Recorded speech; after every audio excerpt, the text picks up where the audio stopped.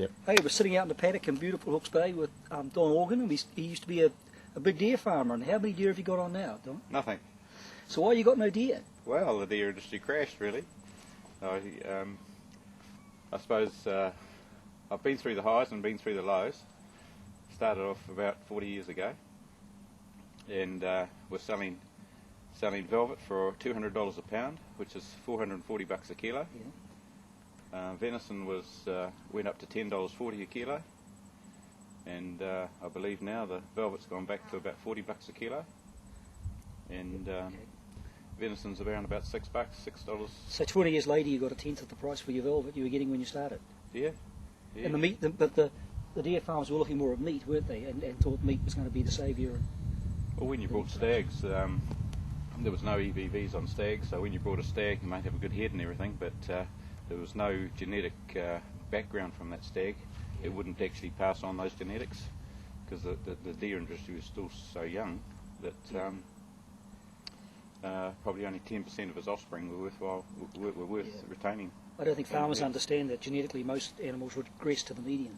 So if you've got a huge animal, when you breed it, it'll regress back to a medium, to more medium size. Yeah, or even so it takes a long time to breed up. Or even below if they're crossing it with a more inferior animal. But you've stuck with no deer, even though the sheep industry's down. And well, really, the sheep industry is well.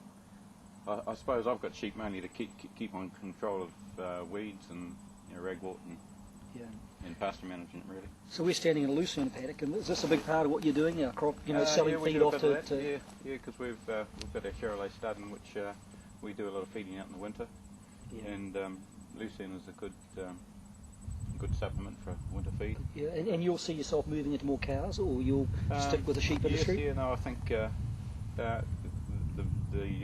Charolais stud's treating me really well. I've selling my bulls on average of $5,000 a year, $5,000 last year, and I've averaged that sort of money for the last 2 or 3 years. And what's making you sort of feel? How do you feel about the future of farming for where we are at the moment? It's looking pretty good. Well, not overconfident, but the thing is that this hay contracting business is, I set the price, I pass the costs on. If there's any increase in costs, they can be passed on, whereas it can't be with with the meat industry, really. We've got to accept what we're given. And what did you feel about the mega merger they were looking at with the South Island? I really haven't thought much about that. I sort of haven't followed it up.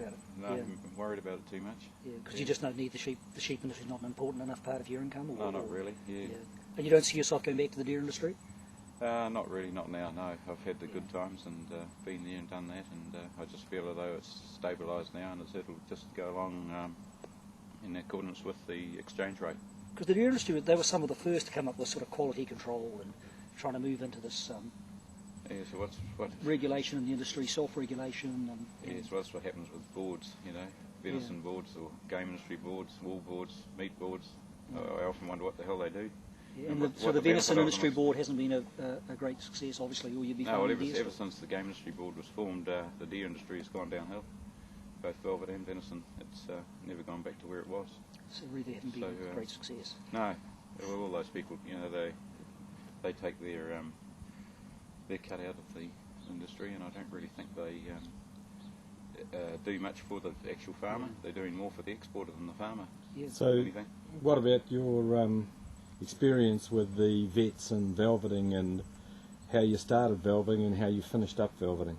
Yeah, well, I suppose you get the animal welfare lobbies to get on the bandwagon, and they put pressure on animal welfare issues with vets and things. And when we were forced to velvet stags with anaesthetics, and then we had to be call it accredited. With your vet, and every year we seem to get audited, and you'd get 2 or 3 vets come out to check one another, and the whole thing seemed to be nobody seemed to trust one another. Even the vets couldn't trust one another because you had one vet checking another vet and another vet checking another one. Yeah. It just seemed to be so silly. And it seems crazy when you're selling into a market in Korea that's almost completely uncontrolled anyway. So it doesn't. Well, that's what happens. You see, you get those people that are buying our velvet from overseas, and then they hear that we're injecting drugs into our velvet, and they don't want that, so they go elsewhere and buy it, where there's no drugs used. And so they don't. changing. So that brings the velvet value back. Yeah, and you see the dairy industry becoming more reliant on this bought-in feed. You think it'll be an ongoing? Well, yeah, with the dairy industry, most of my clients are dairy farmers, and with the payouts they're getting now, and they're thinking that they're better off to buy their feed in rather than close up paddocks for themselves. And how are you finding it? There's a lot of talk in farming about the cost structure in business in New Zealand, especially with our government pretty keen to pass costs on. How are you finding the cost structure running your farm and your contracting business now? Well, I just add costs on. And what sort of cost increases are you getting? Oh, huge diesel costs. Yeah. So you got what, 10% a year, or? Oh, it'd be more than that. I think we're up to about $1.40 or $1.60 now. I think whatever it is. Yeah. We were just 2 years ago. We were paying about 85 cents, and before that it was, around the 35 So the cents. 4% inflation rate's hard to believe sometimes. Yeah. From a producer's point of view, it gets a bit scary. It And you've seen a lot of land change here. This is all. A lot of this land used to be all. When you started off, all sheep farming. Yes, nearly all sheep and beef. Now a lot of it's gone into forestry. And there's even been talk about dairy farming in the area. There is also a dairy farm over the hill here. Yeah. That I don't know. Everybody seems to be wanting to put dairy farms on any little bit of flat land they can find. I think it's a fault of human nature is to go into whatever's at the top at the time. Yeah, it certainly is. And, go for the glory, but not choose it, right? Yeah. Oh, thank you very much. It's great. Yeah. It's good talking to you. I hear you've been. Now, go. I hear you've been a regular at Pack and Save with your ute and a couple of diesel drums on the back. Oh, when they're giving a 20% discount on fuel, I go through there 3 or 4 times to get $50 worth of groceries, and each time I get $50 worth of groceries, they give me 150 litres for 20 cents discount per litre. So we'll see the 2,000 litre tanker out there soon. Yeah. That's a crazy world we're in New Zealand where we have cost climbing. Yeah, 20 cents a litre on 500 litres is $100. Yeah. So So you we're eat your groceries, So you pass that cost saving on to your clients, of course, don't you, Don? Oh, yes.